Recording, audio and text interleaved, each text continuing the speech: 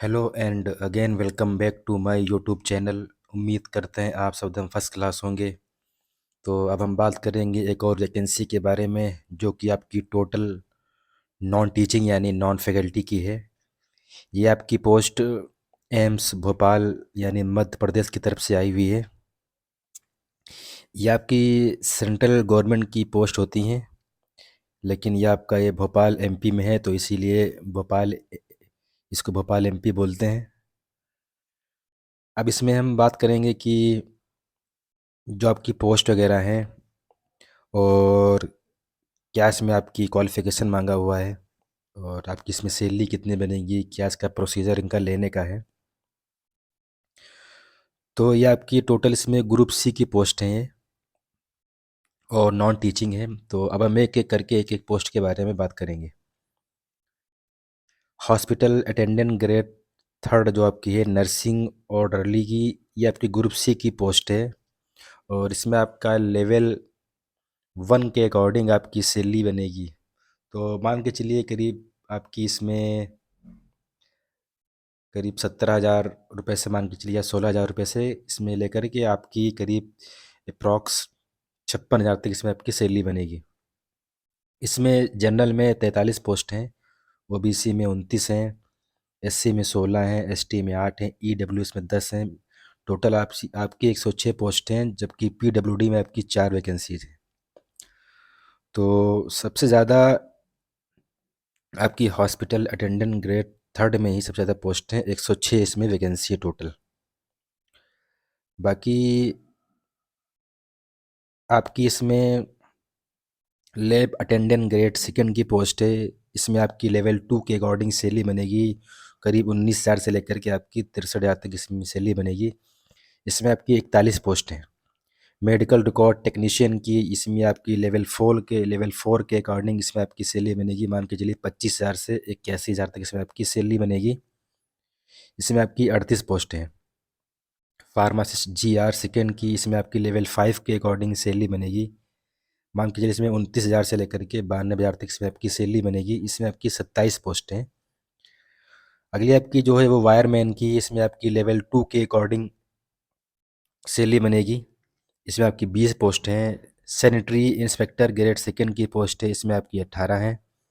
Plumber इसमें आपकी 15 post हैं। आर्टिस्ट मॉडलर इसमें आपकी 14 पोस्ट हैं और कैशियर की 13 पोस्ट हैं आपकी इसमें। और बाकी इसमें ऑपरेटर की हैं, लिफ्ट ऑपरेटर की इसमें आपकी 12 पोस्ट हैं। जूनियर मेडिकल रिकॉर्ड ऑफिसर की 5 हैं। Manifold technician gas steward gas keeper की इसमें 6 पोस्ट हैं। इलेक्ट्रीशियन की 6 पोस्ट हैं। मैकेनिक की इसमें 6 पोस्ट हैं। Dark room assistant grade second की 5 पोस्ट हैं। असिस्टेंट लॉन्ड्री सुपरवाइज़र की 4 हैं। डिस्पेंसिंग अटेंडेंट की 4 पोस्ट हैं। मैकेनिक ईएनएम की 4 पोस्ट हैं। लाइब्रेरी अटेंडेंट सेकेंड की इसमें 3 पोस्ट हैं। गैस पम्प मैकेनिक की 2 हैं। लाइनमैन इलेक्ट्रिकल की 2 हैं। आपकी टेलर ग्रेड थर्ड की 2 हैं। बाकी लैब टेक्नीशियन फार्मा केमिस्ट और आपकी कोडिंग क्लर्क और मैनीफोल्ड रूम अटेंडेंट की इन सब की एक एक वैकेंसी है। तो आपकी इसमें टोटल वो 357 वैकेंसीज आई हुई हैं, जिसमें से आपकी 177 आपकी वो जनरल में है, 89 आपकी ओबीसी में है, एससी में आपकी 42 हैं, 20 आपकी एसटी में है और ईडब्ल्यूएस में आपकी 29 है। तो इस बार एम्स भोपाल की तरफ से काफ़ी बड़ी वैकेंसी आई हुई है और लगभग आप देखेंगे तो हर एक डिपार्टमेंट में इन्होंने वैकेंसीज निकाली हुई हैं और काफ़ी ज़्यादा वैकेंसीज हैं। अब जो इसके अंदर क्राइटेरिया इनका है लेने का और जो भी इसमें और भी इनकी चीज़ें हैं, बाकी जो आपका इसमें एज रिलैक्सेशन रहता है वो तो आपको पता ही है। अप्लाई करने के लिए आपका इसमें जो प्रोसीजर रहेगा वो आपका इसमें सीबीटी एग्ज़ाम होगा, कंप्यूटर बेस्ड टेस्ट होगा इसमें आपका। फिर जो आपका अगर किसी में स्किल टेस्ट मांगा हुआ है उसके बाद आपका स्किल टेस्ट होगा। फिर आपका डॉक्यूमेंट्स वेरिफिकेशन होगा। फिर सारी की सारी चीज़ें आपकी वो एम्स भोपाल .edu.in पे आपको पता चल जाएंगे। इसकी लास्ट डेट वो 20 नवंबर है। 20 नवंबर तक की आपको इस फॉर्म को फिल कर देना है। और आपको अप्लाई करने के लिए एम्स भोपाल भोपाल.edu.in पे जाना पड़ेगा। वहीं आप जा कर के सारी की सारी चीज़ इसमें ऑनलाइन ही रहेंगी। अब हम इसके अंदर बात करेंगे कि और भी जो आपका लेने का इनका है। इसमें appointment of selected candidate is subject to his or being declared medically fit. तो इसमें आपका एक मेडिकल भी होगा और मेडिकल फिटनेस भी आपका ज़रूरी है। फिर आपको पता है कि एम्स में प्रोबेशन पीरियड भी रहता है, वो उसमें आपका पीरियड रहेगा। फाइनल डिसीजन तो वो आपका एम्स भोपाल का ही रहेगा। अब इसमें दे रखा है कंप्यूटर बेस्ड सीबीटी आपका इसमें होगा। और इसमें अगर किसी में स्किल टेस्ट है तो आपका वो स्किल टेस्ट भी रहेगा। और स्किल टेस्ट आपका वो क्वालिफाइंग नेचर का रहेगा, यानी जो आपकी मेरिट बनेगी वो सीबीटी के बेस पे बनेगी। तो आपको सीबीटी में अच्छे से परफॉर्म करना पड़ेगा। और इसके अंदर बाकी सो आपको बताया गया है डॉक्यूमेंट्स वेरिफिकेशन और आपका रहेगा इसमें। जो आपका सीबीटी रहेगा वो 100 आपके क्वेश्चन रहेंगे, 100 मार्क्स का रहेगा, 90 मिनट्स का होगा। बाकी जो उसका सिलेबस वगैरह स्कीम वगैरह वो सब आपको आपको पता चल जाएगा। Separate post wise merit list will be prepared on the basis of mark in. तो आपकी जो सेपरेट अलग अलग आपकी मेरिट लिस्ट बनेगी अलग अलग पोस्ट वाइज की। नेगेटिव मार्किंग इसमें रहेगी 0.25 मार्क्स की। बाकी टेस्ट सेंटर इसमें दे रखा है, the test centre will be indicated in the admit card. तो जो आपका एडमिट कार्ड आएगा उसी में आपका टेस्ट सेंटर जो है वो दिया होगा। आप जल्दी जल्दी इसको स्क्रॉल करेंगे क्योंकि काफ़ी लंबी पीडीएफ है। और एज रिलैक्सेशन हमने आपको बता ही दिया है, जो गवर्नमेंट जो सेंट्रल गवर्नमेंट के अकॉर्डिंग रहता है। SC ST का 5 साल, ओबीसी नॉन क्रीमिलियर 3 साल, PWD का 10 साल। ऐसे ही सभी का इसमें एज रिलैक्सेशन होता है। इसको जल्दी जल्दी स्क्रॉल करेंगे, जो इंपॉर्टेंट चीज़ें हो केवल उन्हीं को डिस्कस करेंगे जल्दी जल्दी से, वरना। और एप्लीकेशन फ़ी आपकी हम हमेशा इस बात को डिस्कस करते हैं जब आपकी एप्लीकेशन फ़ी आती है, वो भी जब आपकी एम्स की वैकेंसी आती हैं।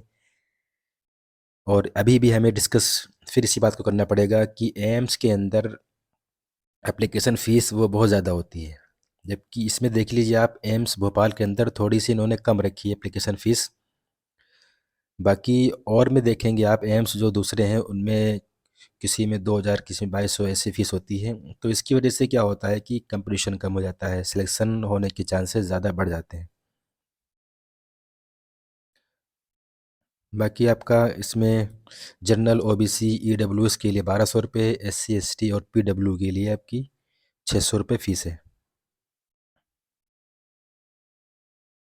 बाकी इसमें प्रोसीजर वगैरह दे रखा है, कैसे आपको अप्लाई करना है, क्या क्या डॉक्यूमेंट्स इसमें लगेंगे, वो सब चीज़ें दे रखा है। वो सब तो आप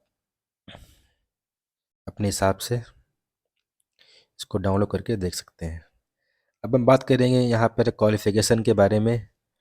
तो जो आपकी सबसे पहली पोस्ट थी उसमें हॉस्पिटल अटेंडेंट की ग्रेड 3 की। इसमें आपका जो आपके पास ज़रूरी होना चाहिए वो आपके पास टेंथ होना ज़रूरी है। और आपके पास सर्टिफिकेट कोर्स होना चाहिए इन हॉस्पिटल सर्विस में। अगर किसी भी ऑर्गेनाइजेशन में आपने काम किया है तो वहाँ का आपके पास सर्टिफिकेट कोर्स होना चाहिए। जैसे इन्होंने एग्जांपल दे रखा है, such as Saint John ambulance. तो इस तरीके कोई आपके इंस्टीट्यूट हो या ऑर्गेनाइजेशन हो, वहाँ पर आपने हॉस्पिटल सर्विस की हो, उसका आपके पास सर्टिफिकेट होना चाहिए। एज लिमिट आपकी 18 से 30 है। और लैब अटेंडेंट ग्रेड सेकेंड की पोस्ट, इसमें आपके पास 12th होना ज़रूरी है। बाकी आपके पास इसमें diploma in medical lab technology में आपके पास होना चाहिए। इसमें आपका 18 से 27 साल है। मेडिकल रिकॉर्ड टेक्नीशियन में आपके पास BSc होना चाहिए मेडिकल रिकॉर्ड्स में। अगर आपके पास ये नहीं है तो आपके पास 12th होना चाहिए साइंस साइड में। और आपके पास 6 मंथ का डिप्लोमा या सर्टिफिकेट होना चाहिए इन मेडिकल रिकॉर्ड कीपिंग में, किसी भी इंस्टीट्यूट या यूनिवर्सिटी से। और आपके पास 2 साल का एक्सपीरियंस भी होना चाहिए। और इसके साथ साथ एबिलिटी टू यूज़ कंप्यूटर, तो आपके पास एबिलिटी होना चाहिए कंप्यूटर वगैरह यूज़ कैसे किया जाता है, और टाइपिंग आपके पास होनी चाहिए 35 वर्ड पर मिनट इन इंग्लिश और 30 वर्ड पर मिनट इन हिंदी आपके पास होना चाहिए, और इसमें आपकी 18 से 30 साल की एज है। फार्मासिस्ट ग्रेड सेकंड की आपकी इसमें इसमें आपके पास डिप्लोमा होना चाहिए इन फार्मेसी किसी भी इंस्टीट्यूट या यूनिवर्सिटी से, और आपके पास रजिस्ट्रेशन होना चाहिए आपका फार्मासिस्ट का अंडर फार्मेसी एक्ट 1948 में, तो आप इसके लिए एलिजिबल हैं। 21 से 27 आपकी एज इसमें होनी चाहिए। वायरमैन में आपके पास 10th होना चाहिए, और आपके पास आईटीआई डिप्लोमा सर्टिफिकेट होना चाहिए इन इलेक्ट्रीशियन ट्रेड में, और आपके पास इलेक्ट्रिकल वर्कमैन सर्टिफिकेट होना चाहिए, और आपके पास प्रैक्टिकल एक्सपीरियंस भी होना चाहिए आपके पास 5 साल का इन इलेक्ट्रीशियन ट्रेड में। 18 से 30 साल इसमें होना चाहिए। सैनिटरी इंस्पेक्टर ग्रेड सेकेंड की इसमें आपके पास 12th होना चाहिए। हेल्थ सैनिटरी इंस्पेक्टर कोर्स आपका जो होता है 1 साल का, वो होना चाहिए किसी भी इंस्टीट्यूट या यूनिवर्सिटी से, और आपके पास कम से कम 4 साल का एक्सपीरियंस होना चाहिए, 4 साल से कम नहीं होना चाहिए। 200 बेडेड हॉस्पिटल का। 18 से 35 में आपकी एज होनी चाहिए। नेम ऑफ पोस्ट आपका है प्लम्बर, इसमें आपके पास आईटीआई डिप्लोमा सर्टिफिकेट होना चाहिए इसी आपकी इसी ट्रेड में, और आपके पास 5 साल का प्रैक्टिकल एक्सपीरियंस भी होना चाहिए। 18 से 30 साल इसमें आपकी एज होनी चाहिए। मॉडलर आर्टिस्ट, इसमें आपके पास डिप्लोमा या सर्टिफिकेट होना चाहिए इन फाइन आर्ट्स में, या आपका कमर्शियल आर्ट्स में, या आपका मॉडलिंग में किसी भी इंस्टीट्यूट से या यूनिवर्सिटी से, और आपके पास 2 साल का एक्सपीरियंस होना चाहिए इन इलस्ट्रेशन एंड मॉडलिंग में। अगर ये नहीं है तो आपके पास 10th होना चाहिए, और इसके साथ साथ आपके पास 5 साल का एक्सपीरियंस होना चाहिए department of A medical college. इसमें आपकी 21 से 35 साल होनी चाहिए। कैशियर के लिए पोस्ट है, इसमें आपके पास डिग्री होनी चाहिए किसी भी इंस्टीट्यूट से, किसी भी यूनिवर्सिटी से कॉमर्स में, और आपके पास 2 साल का एक्सपीरियंस होना चाहिए गौर work of handling account work of a government organization में आपके पास एक्सपीरियंस होना चाहिए, और आपके पास कंप्यूटर एप्लीकेशन के जो है आपके पास प्रोफिशेंसी होनी चाहिए। 21 से 30 साल एज इसमें है। अगली पोस्ट है वो आपकी ऑपरेटर की है, लिफ्ट ऑपरेटर की। इसमें आपके पास 10th होना चाहिए, और आईटीआई डिप्लोमा या सर्टिफिकेट आपके पास होना चाहिए इसी इसी ट्रेड इसी आपकी ट्रेड में जिसमें आप फॉर्म फिल कर रहे हैं। 18 से 30 साल इसमें आपकी है। जूनियर मेडिकल रिकॉर्ड ऑफिसर, इसमें आपके पास बीएससी होना चाहिए मेडिकल रिकॉर्ड्स में, और इसमें आपके पास वही है कि आपके पास 10+2 साइंस में होना चाहिए, और इसके साथ साथ आपके पास 6 मंथ का डिप्लोमा या सर्टिफिकेट कोर्स होना चाहिए, और 2 साल का एक्सपीरियंस, और आपके पास एबिलिटी होनी चाहिए कंप्यूटर की। 35 वर्ड मिनट आपका इंग्लिश में, और 30 वर्ड मिनट आपका हिंदी में होना चाहिए। एज लिमिट आपकी वो 21 से 35 साल।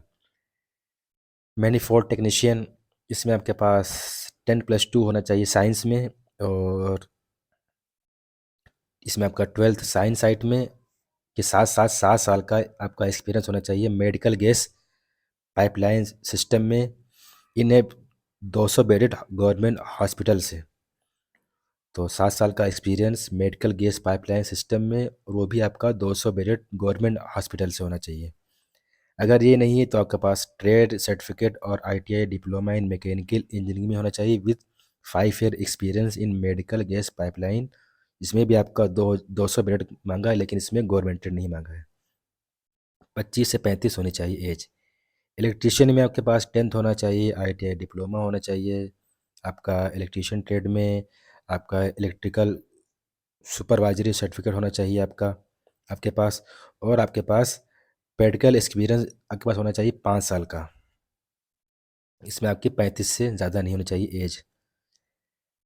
मैकेनिक में आपके पास 10th होना चाहिए, आईटीआई डिप्लोमा या आपके पास सर्टिफिकेट होना चाहिए रेफ्रिजरेशन एंड एयर कंडीशनिंग किसी भी यूनिवर्सिटी या इंस्टीट्यूट से, और मिनिमम आपका 12th मंथ का यानी 1 साल का होना चाहिए आपका। और आपका 2 साल का इसमें एक्सपीरियंस माँगा हुआ है।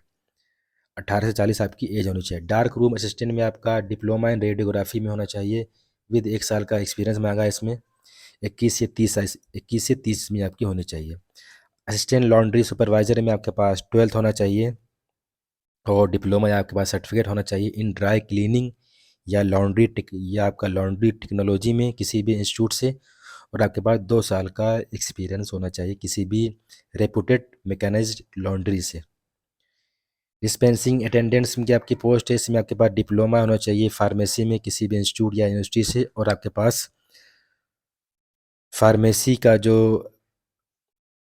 आपका फार्मेसी एक्ट है उसमें आपका फार्मासिस्ट का रजिस्ट्रेशन भी होना चाहिए। अगली पोस्ट है मैकेनिक की, इसमें आपके पास 10th होना चाहिए और ITI डिप्लोमा या सर्टिफिकेट होना चाहिए इन इलेक्ट्रिकल इंजीनियरिंग या मैकेनिकल इंजीनियरिंग में किसी भी पॉलिटेक्निक इंस्टीट्यूट से या ITI से, और उसके साथ आपके पास 2 साल का एक्सपीरियंस भी मांगा गया है। लाइब्रेरी अटेंडेंट ग्रेड सेकेंड की पोस्ट है, इसमें आपके पास सर्टिफिकेट कोर्स या डिप्लोमा कोर्स होना चाहिए इन लाइब्रेरी साइंस या लाइब्रेरी एंड इंफॉर्मेशन सर्विस में, और आपके पास ये तो आपका डिज़ायरेबल में दे रखा है, इसमें कोई ज़रूरी नहीं। 21 से 30 इसमें आपकी एज होनी चाहिए। गैस पम्प मैकेनिक की इसमें आपके पास 12th होना चाहिए और साइंस में वो भी आपके पास 5 साल का एक्सपीरियंस होना चाहिए। मेडिकल गैस पाइपलाइन सिस्टम में वो भी आपका 200 बेडेड गवर्नमेंट हॉस्पिटल से, अगर ये नहीं है तो आपके पास ट्रेड सर्टिफिकेट या आपके पास ITI डिप्लोमा आपका होना चाहिए मैकेनिकल इंजीनियरिंग में, वो भी आपका 3 साल का एक्सपीरियंस होना चाहिए। Medical gas pipeline system 200 bedded hospital का लिमिट बिटवीन आपकी जो है इसमें 18 से 30 साल होनी चाहिए। लाइनमैन अब अगली पोस्ट है, इसमें आपका लाइनमैन में आपका 10th होना चाहिए और आपका ITI डिप्लोमा सर्टिफिकेट होना चाहिए इसमें इसी ट्रेड में आपके। बाकी इसमें 2 साल का एक्सपीरियंस मांगा गया है, वो आपके पास होना ज़रूरी है। टेलर ग्रेड्स थर्ड किस में है, इसमें आपके पास 10th होना चाहिए और आपके पास सर्टिफिकेट होना चाहिए फ्रॉम ITI या किसी इंस्टीट्यूट से in the trade off tailoring में। 18 से 27 साल इसमें है। लैब टेक्नीशियन की इसमें आपके पास 12th होना चाहिए और इसमें आपके पास DMLT होना चाहिए यानी diploma in medical lab technology में। फार्माकेमिस्ट केमिकल एग्जामिनर, इसमें आपके पास डिप्लोमा होना चाहिए फार्मेसी में और आपका वही फार्मेसी एक्ट 1948 में आपका फार्मासिस्ट का रजिस्ट्रेशन होना चाहिए। कोडिंग क्लर्क की अगली पोस्ट है, इसमें आपके पास BSc मेडिकल रिकॉर्ड्स में होना चाहिए, अगर ये नहीं है तो आपके पास 12th होना चाहिए साइंस में, वो भी आपके पास 6 मंथ का डिप्लोमा या आपके पास सर्टिफिकेट होना चाहिए और आपके पास 2 साल का एक्सपीरियंस होना चाहिए। बाकी आपके पास कंप्यूटर एबिलिटी होनी चाहिए 35 वर्ड पर मिनट इन इंग्लिश में और 30 वर्ड पर मिनट आपका हिंदी में। मैनीफोल्ड रूम अटेंडेंट में आपके पास 12th होना चाहिए और आपके पास 3 साल का एक्सपीरियंस होना चाहिए मेडिकल गैस पाइपलाइन सिस्टम में, वो भी आपका 200 बेडेड हॉस्पिटल की। अब आपका इसमें दे रखा है the CBT of the post will have 2 parts, इसमें आपका जो आपका CBT रहेगा वो 2 पार्ट में रहेगा। पार्ट ए में आपके 25 क्वेश्चन रहेंगे MCQ के और पार्ट बी में आपके 75 क्वेश्चन रहेंगे, टोटल आपका 100 का रहेगा। पार्ट बी में जो आपका रहेगा the detail syllabus will be notified on the website of AIIMS Bhopal in due course of time. तो जो आपका पार्ट ए रहेगा 25 मार्क्स का वो आपका एम्स भोपाल की साइट पे आ जाएगा, और पार्ट बी में आपका जो रहेगा पार्ट बी जो आपका रहेगा 75, तो आप देख ही रहे हैं जो ये पोस्ट हैं इनसे रिलेटेड आपका रहेगा। The syllabus for each post will be notified separately on the website of, तो अलग अलग पोस्ट का अलग अलग सिलेबस जो है वो आपको एम्स भोपाल की साइट पे। तो आपको फॉर्म फिलिंग करने के बाद आपको एम्स भोपाल की साइट पे बार बार आपको विज़िट करना पड़ेगा, क्योंकि उसी पे ही आपका पार्ट ए का जो भी आपका सिलेबस वगैरह रहेगा जो आपका 25 मार्क्स का रहेगा, और आपका जो पार्ट बी रहेगा 75 मार्क्स का जो भी आपका इस पोस्ट से रिलेटेड रहेगा, अलग अलग आपके आएंगे इसमें सिलेबस। तो वो सभी चीज़ें आपको एम्स भोपाल की साइट पे मिलेंगी, इसमें इन्होंने मेंशन किया हुआ है। तो आपको फॉर्म फिलिंग के बाद आपको बार बार विजिट करना पड़ेगा भोपाल की साइट पे, एम्स भोपाल की साइट पे, वहीं आपको सारा सिलेबस वगैरह मिल जाएगा। बाकी इसमें इतना ही है, जो इम्पोर्टेंट चीज़ थी वो हमने डिस्कस कर दी है। और इसमें वैकेंसी काफ़ी ज़्यादा आई हुई है, आप इस फॉर्म को ज़रूर फिल करें।